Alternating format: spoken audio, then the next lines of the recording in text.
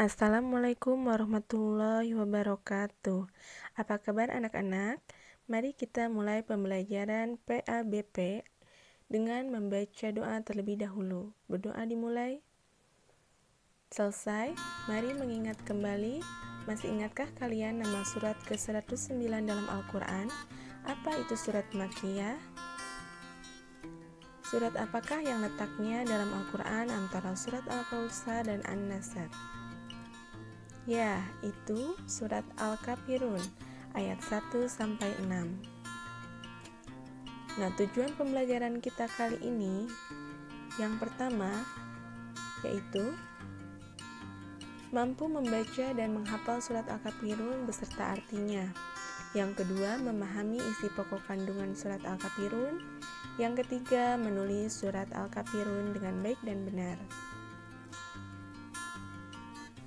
Nah, surat Al-Kafirun terdapat pada juz ke-30, jumlah ayatnya ada 6 ayat, diturunkan di kota Mekah. Surat Al-Kafirun termasuk surat Makkiyah. Al-Kafirun artinya orang-orang kafir. Nabi Muhammad SAW merutinkan membaca surat Al-Kafirun pada waktu salat qobliyah subuh dan ba'diyah maghrib, sebab dua salat sunnah tersebut mengawali waktu pagi dan malam.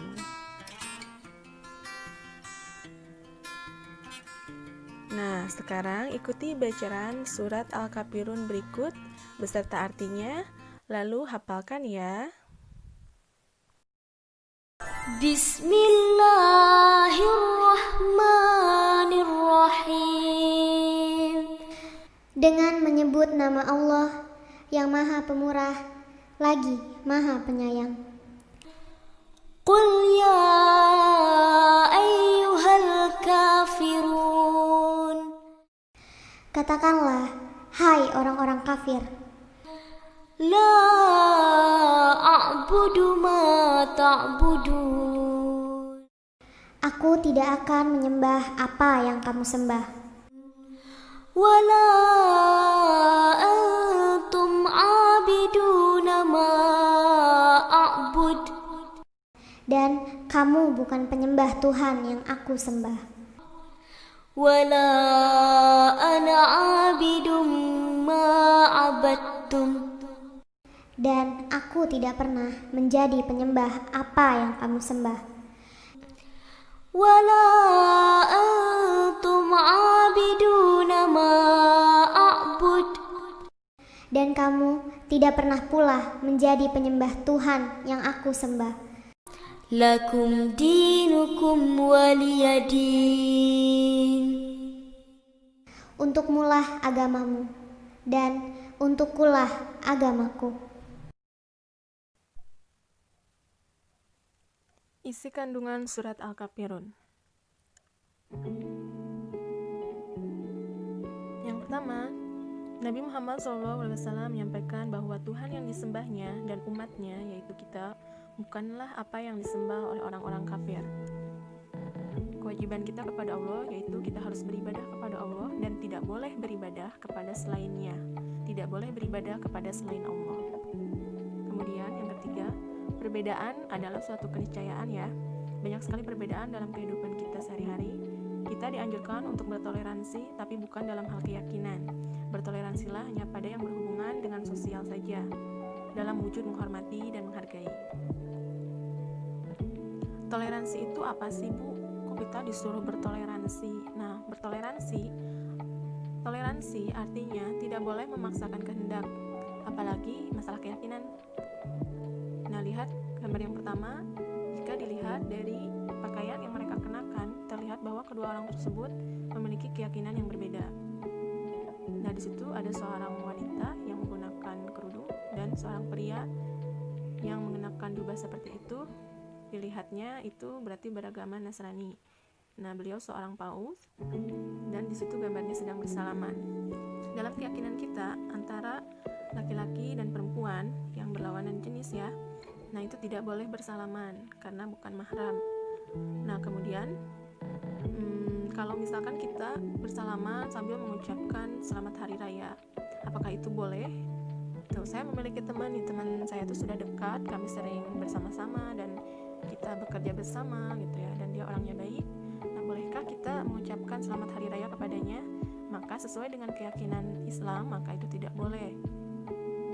Kenapa tidak boleh gitu? Karena kalau kita mengucapkannya berarti kita mengakui bahwa dia berhari raya dan ada hari raya lain selain hari raya kita gitu ya. Nah kemudian yang kedua, ini gambar undangan. Undangan apa gitu ya? Kalau undangannya undangan biasa, kita ada undangan nih dari teman yang berbeda agama dengan kita. Undangannya misalkan untuk syukuran tokonya yang baru gitu ya. Apakah kita boleh menghadirinya? Nah, karena itu tidak berhubungan dengan keyakinan kita dan tidak mencederai keyakinan kita, maka kita boleh kalau seperti itu. Tapi jika undangannya yaitu undangan yang isinya itu mengajak merayakan hari raya bersama, atau misalkan undangan datang ke rumah untuk merayakan hari raya, untuk merayakan tahun barunya gitu. Nah, maka itu sudah merupakan masalah keyakinan, maka kita tidak boleh datang. Atau kalaupun kita mau memenuhi undangannya, datanglah di hari yang lain gitu, yang bukan hari rayanya. Nah kemudian gambar yang ketiga, nah tentu kita sering melihat, nah ada yang sudah tahu gak? Nah itu adalah ornamen-ornamen atau aksesoris yang sering dipergunakan oleh umat-umat Nasrani, orang-orang Nasrani ketika merayakan hari rayanya. Ada kaos kaki ya, kemudian pohon cemara seperti itu. Nah itu berhubungan dengan keyakinan gitu. Jika ada teman kita atau misalkan atasan gitu ya, atau siapa gitu ya, kamu bertoleransi gak gitu ya, rumahnya hias dong gitu ya, kan bagus dihias seperti ini gitu. Nah apakah kita harus mengikuti? Maka tidak boleh mengikuti ya, karena itu berhubungan dengan keyakinan gitu. Nah selanjutnya, kalau kita misalkan datang ke mall atau kemana gitu yang ada ornamen-ornamen seperti itu, nah itu boleh kalian datangi ataupun tidak. Itu tergantung dari niat kita masing-masing ya. Misalkan kita mau ke mall tapi maunya diaksesorisi seperti itu, jadi ya kalau kita hanya berbelanja saja dan tidak ada niat merayakannya, tidak apa-apa datang ke mall yang ada seperti itu. Nah kita jangan dulu menjudge orang kalau misalkan dia tiba-tiba ada di tempat gitu yang ada aksesoris seperti itu, karena niat orang lain kita tidak tahu.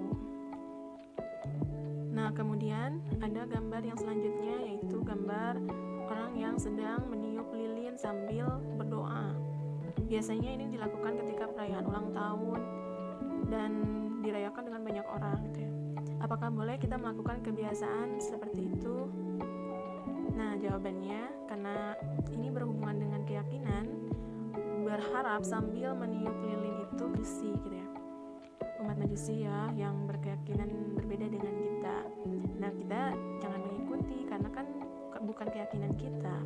Kalaupun kita mau merayakan ulang tahun, maka rayakanlah ulang tahunnya dengan cara bersyukur. Kita boleh mengundang teman-teman, saudara gitu, tapi untuk bersyukur, tidak sambil berharap sambil meniup lilin gitu, dan yakin bahwa doa kita akan dikabulkan ketika meniup lilin sambil berharap.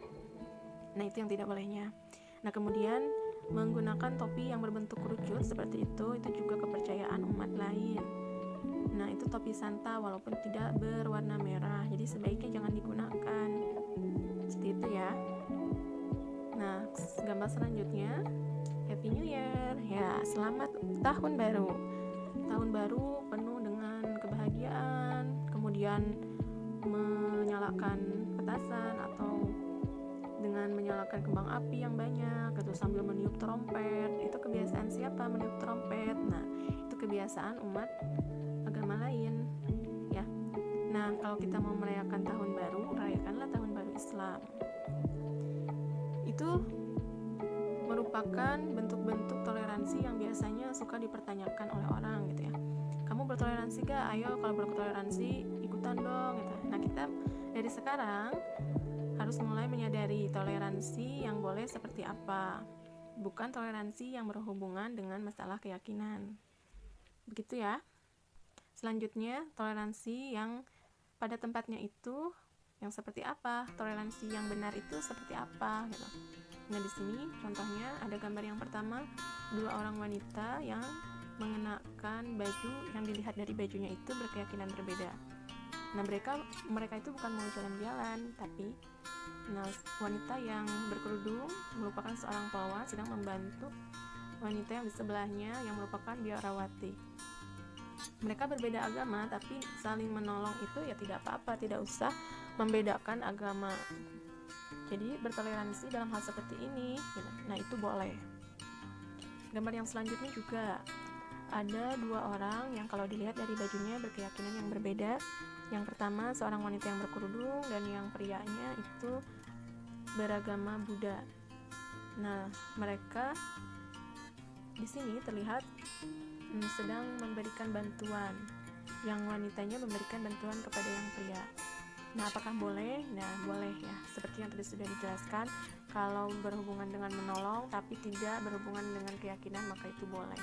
Gambar yang selanjutnya juga itu dua orang yang dilihat dari gambarnya berbeda keyakinan.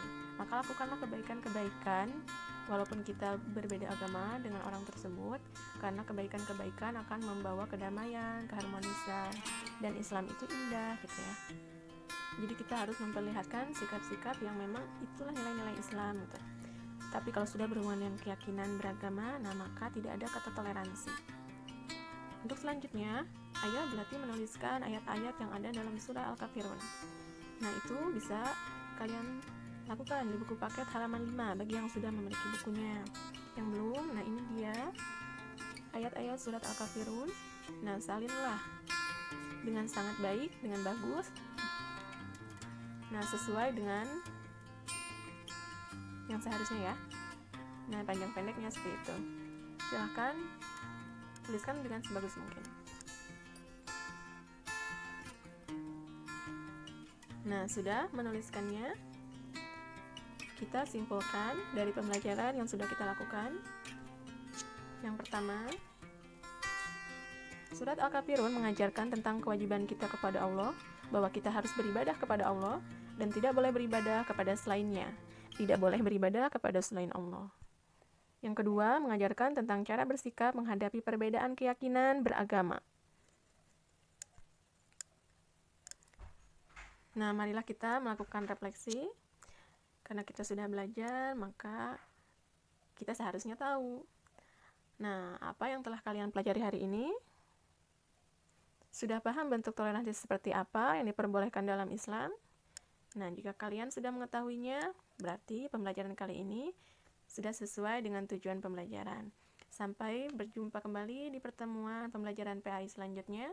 Ditutup dengan hamdalah. Wassalamualaikum warahmatullahi wabarakatuh. Tuliskan dengan sebagus mungkin.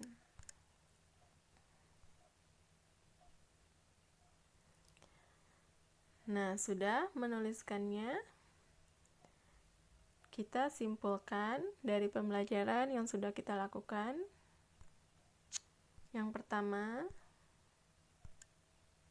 surat Al-Kafirun mengajarkan tentang kewajiban kita kepada Allah, bahwa kita harus beribadah kepada Allah dan tidak boleh beribadah kepada selainnya.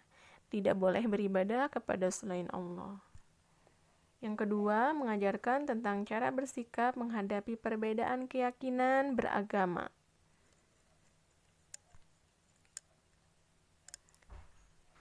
Nah, marilah kita melakukan refleksi.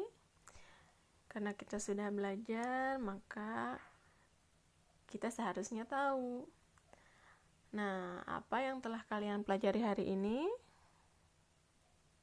Sudah paham bentuk toleransi seperti apa yang diperbolehkan dalam Islam? Nah, jika kalian sudah mengetahuinya, berarti pembelajaran kali ini sudah sesuai dengan tujuan pembelajaran.